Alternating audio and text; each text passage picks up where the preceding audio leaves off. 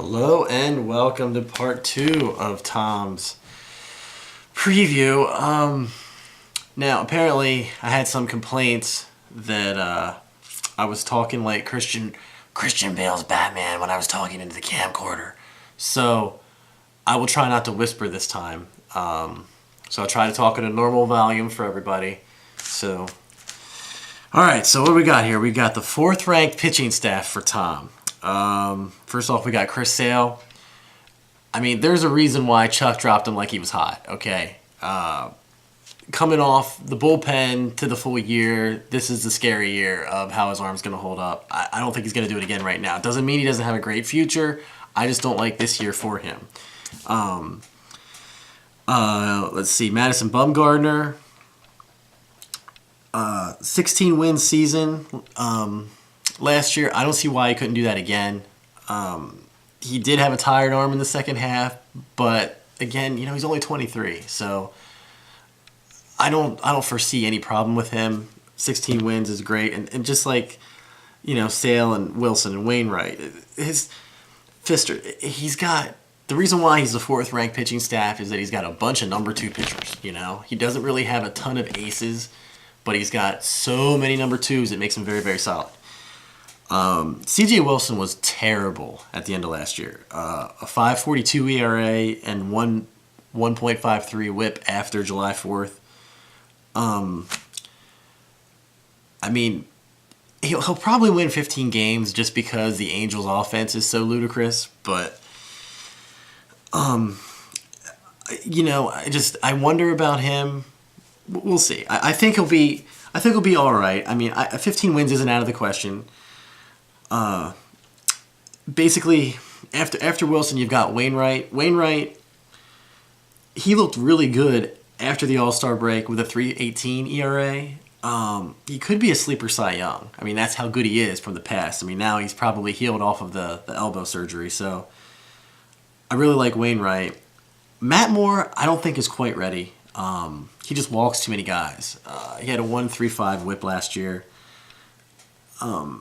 I know a lot of projections for him I see are pretty high, but I'm not buying that. I think he's young enough that he's got the future, but right now I think he's an okay pitcher. He's not great. The sleepers on Tom's staff is kind of co-sleepers because I've got Minor and Neese.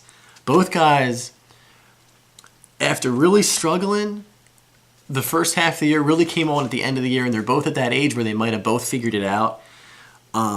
Minor had a 2.21 ERA and an 0.87 WHIP after the All-Star break, and Neese had after a 1.41 career WHIP, had a 1.17 WHIP the second half.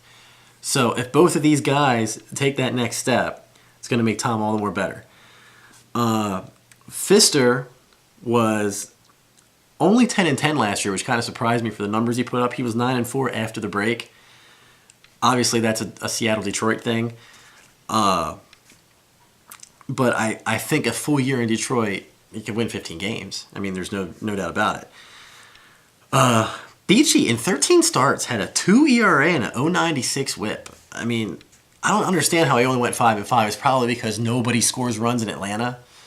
But still, that's unbelievable. And it's funny if you look at the Braves pitching staff, the ERAs that those guys have at home as compared to the road, it has to do with that ballpark. There's no other reason. Nothing else makes sense. The bust for Tom's team is the bullpen. I mean, he mentioned when we were playing cards that he plans on picking up a bullpen, but he's going to have to drop some guys. And even so then, I mean, really, the only guys you can really get off the free agent market are holds guys. I mean, you might luck into getting a saves guy by accident if you pick up the right 8th inning guy off of an injury. I mean, the only bullpen guy that he has right now is Jake McGee, and he's good. I mean, he had a 1.95 ERA with 20 holds last year. He was on my team for most of the year, so of course he was good. But if you only have one holds guy, it's kind of like, why bother? Because you're really not going to win holds. I mean, you might win it against the 2 or 3 guys who have no holds guys. But anybody who has any kind of bullpen, he's not going to contend with. And of course, he's got no saves either coming out of that. So obviously he's a 10th ranked bullpen of everybody. But he is going to have to change that. If he's going to punt 2 categories every single week, that's not going to work out. Essentially the reason why I have, the rankings where I have them is because I think pitching, I don't value pitching the way I do hitting. I think hitting's more important. I think the league as it stands, you can look through.